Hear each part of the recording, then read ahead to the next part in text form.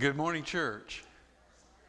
It's good to finally be able to say that in person.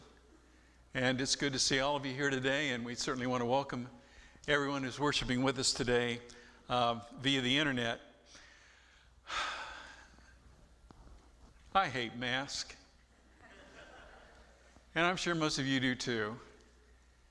And the reason we're wearing masks is because we're moving at the speed of love.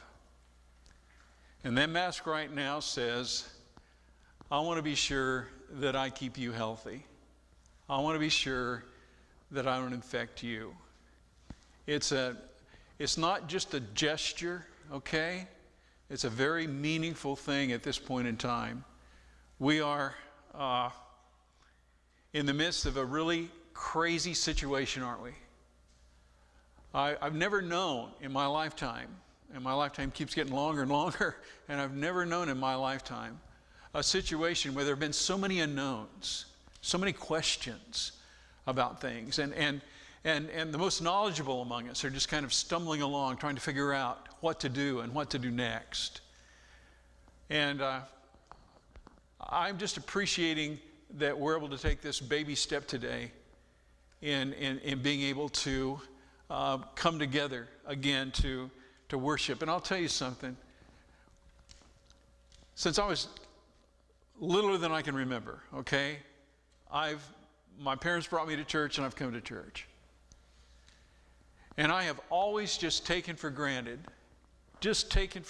handshakes and hugs. And I'll never do that again, ever. From now on, I'm going to understand and appreciate what a tremendous blessing it is to be able to shake your hand and hug your neck and to see you without a mask on. And if it looks like the caterpillar has moved from here to here, it's because it has. And I've had that second surgery, and what you see here are the stitches from that second surgery. Appreciate your prayers. Doc said he got all the cancer. Everything looks good. And I appreciate the fact that we live in a country where we can treat stuff like that, and it's not a big deal. In a lot of places in this world, it's a huge deal. Here, it's just inconvenience, and I'm very, very grateful for that. We've been talking out of the book of James about how God gives us his wisdom in his word, and how important that wisdom is. We've defined wisdom as knowledge combined with experience. And that's really what wisdom is all about. It's a combination of knowing and of having lived long enough to know how to take that knowledge and apply that knowledge. There's a very real sense, I believe, in which you can speak of wisdom as insight. Because if a person has insight into a situation, they are going to be able to deal with that situation in as correct and proper a way as possible. Wisdom, I think, is also very much tied to perspective. Wise people have a proper perspective on things. And so wisdom is something that I believe we should all desire, all crave, all seek after, all value. And when we come to the book of James, James is going to tell us, and we've already looked at this in James chapter 3, where James talks about the fact that there's two kinds of wisdom in this world. There's a wisdom that comes from the earth. He calls it earthly, sensual, and devilish. And it is a wisdom now. I mean, it allows people to operate in this world in very cunning ways, no question about it. There's also, especially and importantly, a wisdom that comes from above. A wisdom that comes from God, a wisdom that is a blessing that's designed to guide us and protect us and show us a way. And that's the wisdom that James is sharing with us in the book of James. Last week we looked at James chapter 1 and verse 13. Today I want us to look at verses 13 through 16. Now notice again what James says in verse 13. Let no one say when he's tempted, I'm being tempted by God. For God cannot be tempted with evil, and he himself tempts no one. Now that's incredibly important, brethren, that we get a hold of that. This is God talking to you and talking to me and telling us a very important truth. He is never, never going to work against you. It is not his desire in any sense, shape, or form to bring you down, to hurt you in any way, to cause you to stumble. That's not who he is. That's not what he's about. That's not what he does. When temptation comes your way, guaranteed, it will never come from him. He is absolutely, as we talked about last week, he is absolutely pure in nature, absolutely pure. His motives are absolutely pure. And everything he does, including the cross that Steve just talked about, he does out of the absolute purest of love, purest of motives. A complete desire to save you and to make you his. That's what he's about. Now, all of us have to deal with temptation. All of us have to wrestle with sin. And I've entitled this particular section, verses 14 through 16, the death cycle of sin. Through the years, I've heard it called the life cycle of sin, but there's no life to this. This is about death. But it's very important that we listen to James as James tells us what the death cycle of sin is.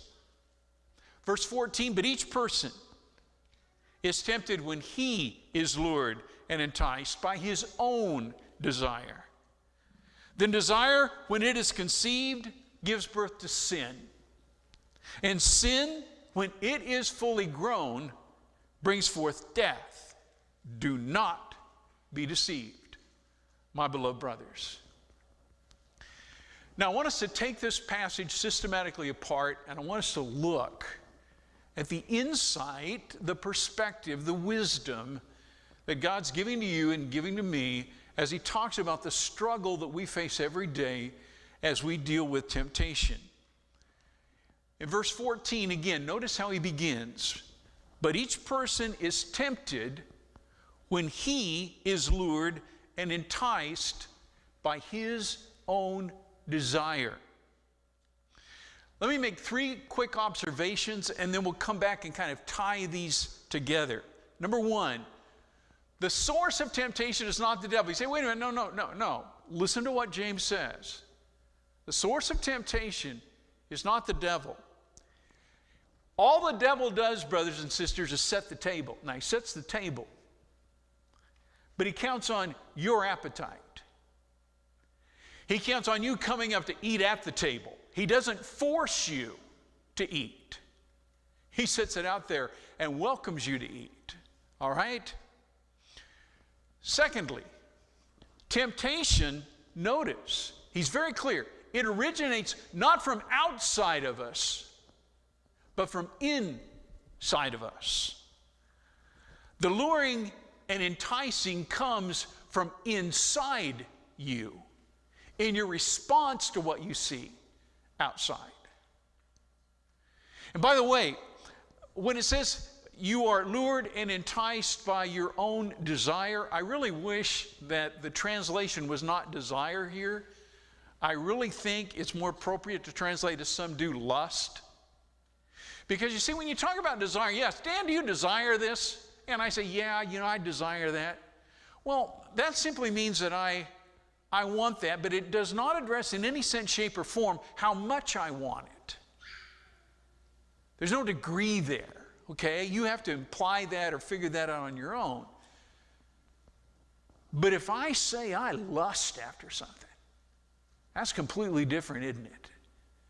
That conveys an intensity of desire. And the word here in the Greek, epithumos, is strong desire. I really believe the word lust is very appropriate here. You are lured and enticed by your own strong desires, your lust. This temptation comes from your response to this. Temptation, as he notes here, is highly individual. And that's why I say what I did earlier about the devil not necessarily doing the tempting. He just sets the table. it's what tempts you may not tempt me. You can put me in a room, and on the shelves of that room, you could put the highest priced, best blended tobaccos in the world. The finest cigars anybody ever makes, the most expensive pipe tobaccos, the finest brands of cigarettes, the best chewing tobacco, snuff, whatever, man, you could put it on the shelves, line it out there, no desire. Thank God, and I mean that in no way tempts me. I would sit there and I would not be tempted at all.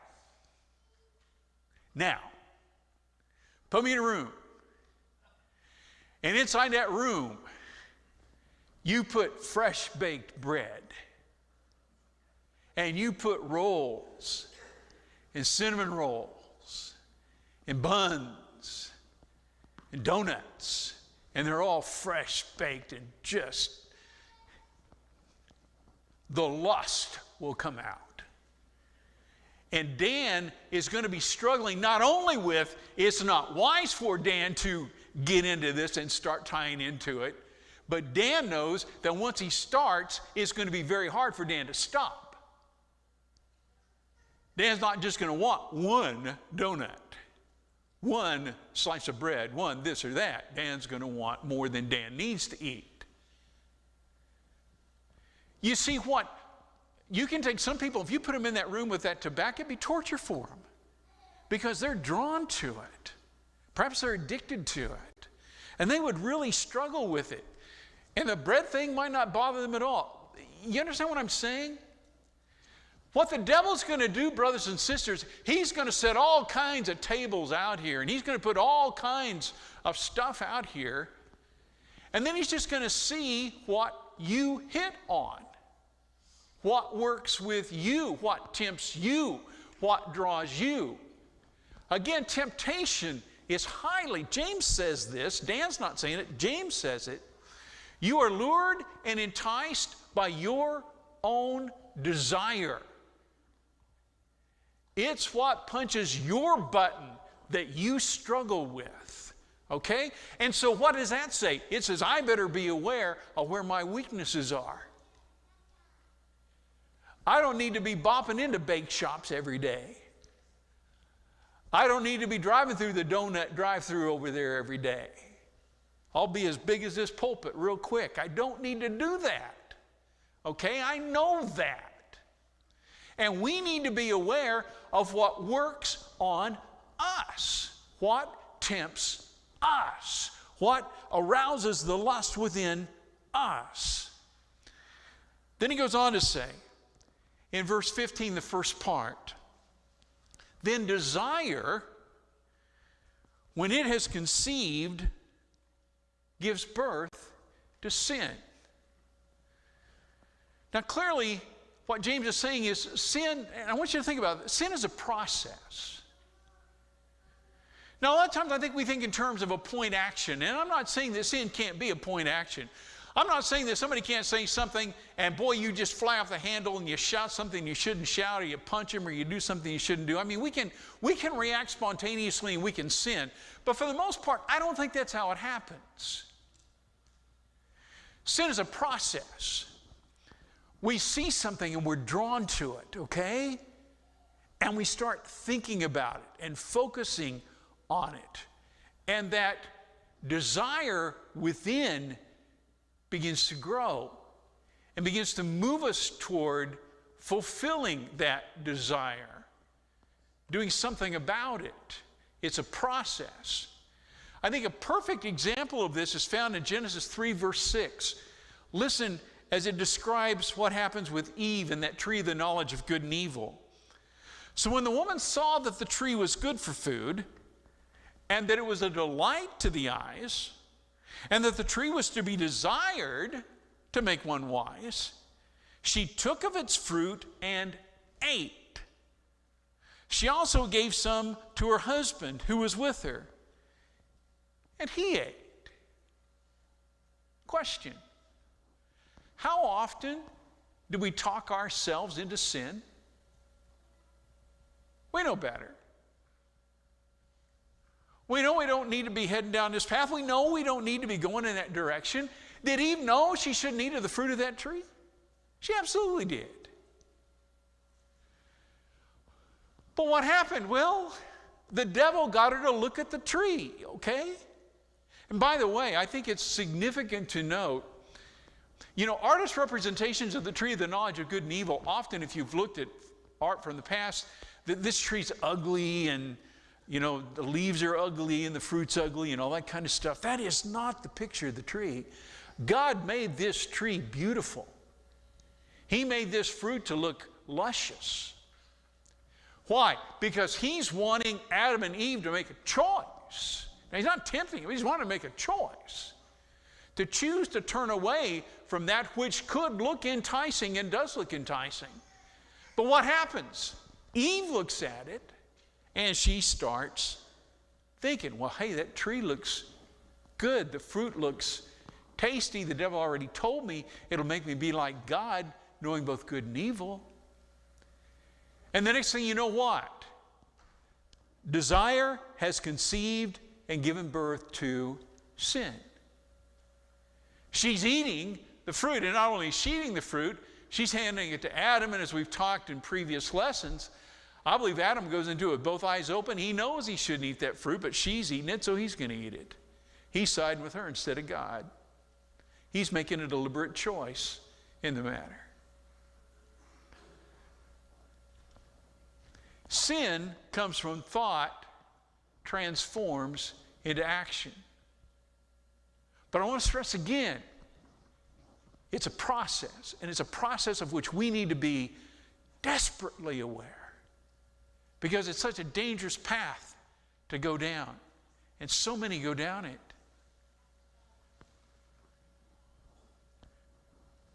She's not getting along with her husband. They're not talking. She wants to talk to him, he doesn't want to talk to her. And the relationship is rocky at best, a lot of silent times now, not good. And she's met a guy at work, and he's just the nicest, most understanding person. He gets it. In fact, his wife, he can't talk to her. They're feeling distant. And she's found a soulmate. They can talk and visit back and forth and feed off each other and comfort each other. And she's getting to the point now where she really looks forward to going to work because she's going to get to talk to him. Now, inside her, she knows she's heading down a path she doesn't need to head down, but it just feels so comforting and it feels so good. And she's coming up with all these justifications for doing it. And he's asked her now to go to lunch, and the first time she turned him down, but when she goes today, if he asks her, she's going to go with him. How many times has that happened? How many lives have been wrecked? Because people know they're going down a path they don't need to go down. They know where it's going to end up. And the whole way along, what are we doing? Well, we're coming up with all kinds of justifications for walking down that path. Making up all kinds of excuses. Talking ourselves into it. Again, I go back to the fact that sin so often is a process.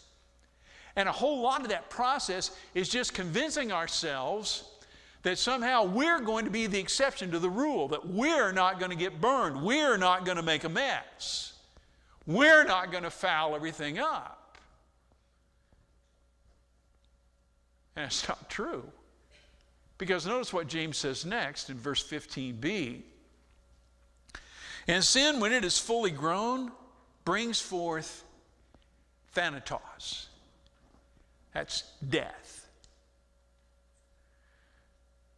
Now, this isn't just physical death. Romans 6:23, the wages of sin is death. Fully grown sin is going to dominate your life. That affair I just talked about, it's going to dominate that woman's life. And it's not just going to dominate her life, it's going to dominate his life.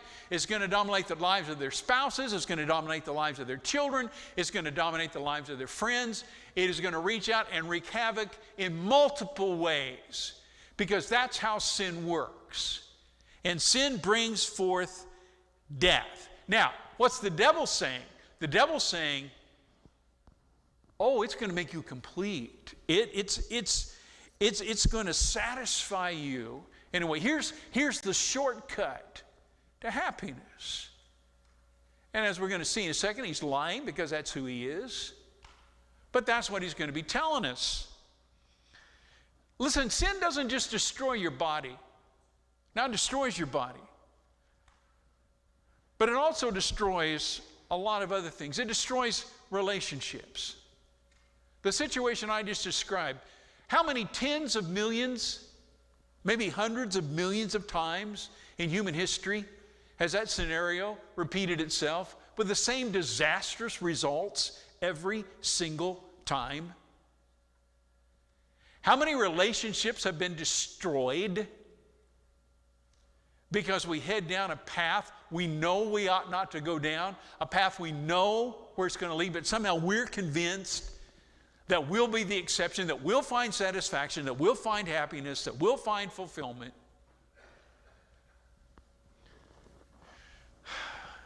One of the worst things I think about sin is that it destroys trust.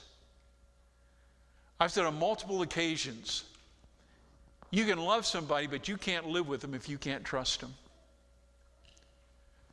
Trust really is the foundation upon which a relationship is built. Now, love's the icing on the cake. It is, no question about it, but boy, you got to trust them. If you can't trust them, you can't be with them. Sin destroys trust. It kills it deader than a hammer. And that's a tragedy. Sin destroys self-image. How many people are there out there who walk around with this backpack of guilt on their back? Who walk around feeling horrible about themselves. God can't love me. Nobody else can love me. Look at the stuff that I've done. And it is sin that has killed their self-image. They have no sense of wholeness about themselves. No sense of self-worth, of self-respect. They've allowed sin to destroy that. Sin destroys dreams. It kills dreams. You get a group of 5-year-olds together and you ask a group of 5-year-olds, what do you want to be when you grow up? I want to be a drug addict. I think I want to be an alcoholic. When I grow up, I would like to spend the rest of my adult life in prison with no hope of parole. That's what I want to be. How many dreams are destroyed by sin? Destroyed. Listen to James. Sin promises completeness. Sin promises fulfillment. Sin promises satisfaction. What it delivers is death. The one thing it is very effective at is killing in all kinds of ways. Now, verse 16, we bring this to a conclusion. A lot of your translations, the English translations will take verse 16 and they'll couple it back up with verse 17 rather than back with verse 15. I disagree with that respectfully. I think he's concluding a thought here that's a very important one. Okay? Listen, don't let yourself be deceived, my beloved brothers. Understand how sin works. Understand where it comes from. Understand what it is. Understand what it does. And don't let the devil or anybody else lie to you about it. And I think it's very important. You need to be prepared to be lied to because you're going to be lied to every day. You're going to go home, you're going to turn on the TV, and I about guarantee you they're going to lie to you. Just about anything that you get involved in today, if the devil's got a hand in it, he's going to be lying to you about it.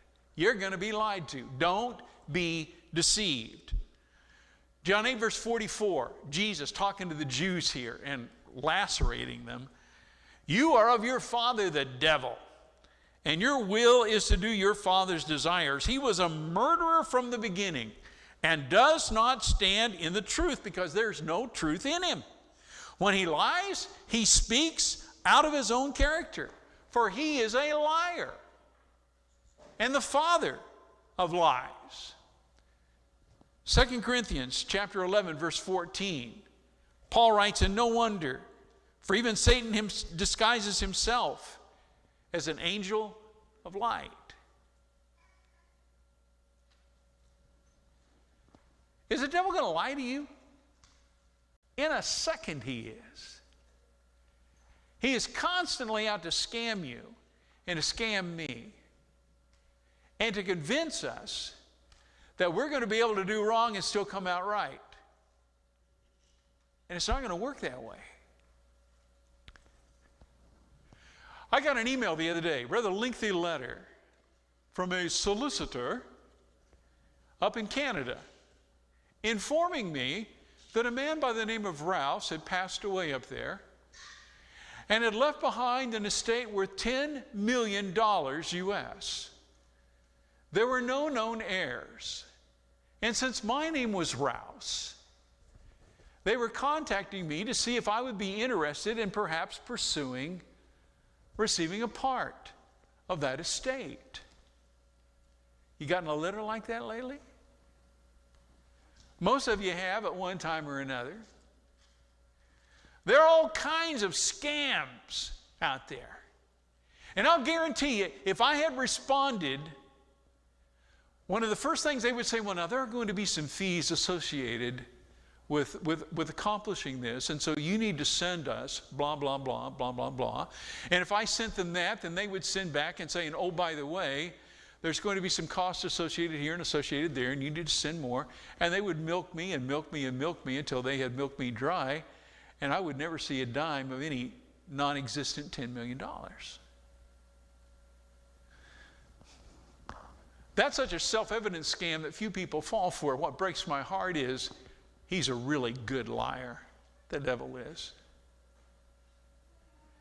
And he's going to come up with scams that, boy, they're tempting to bite into. Tempting to buy into. Because, wow, this draws me. And James is saying, don't be deceived. And I'm begging you, don't be deceived. I want to read again what he says. Please listen to him and understand that this is wisdom from above. This is God talking to you and talking to me and telling us this is how it works. Okay, don't be fooled. Let no one say when he's tempted, I'm being tempted by God. For God cannot be tempted with evil, and he himself tempts no one. But each person is tempted when he's lured and enticed by his own desire. Then desire, when it is conceived, gives birth to sin, and sin, when it is fully grown, brings forth death. Don't be deceived, my beloved brothers.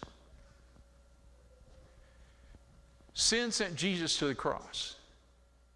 Sin kills, brothers and sisters. And it'll kill you, and it will kill me physically. We're going to die. It doesn't have to kill you spiritually. That's why Jesus died on the cross. So that you can continue to live after death. So you don't have to experience the second death. So that you can know life. And if you'll give your life to the Lord, if you'll put him on in baptism, that sin he bore at the cross will be taken away, that barrier removed between you and God, and you can have a relationship with him that will last right on into eternity. If we can help you in any way, won't you come? Won't we stand and won't we sing?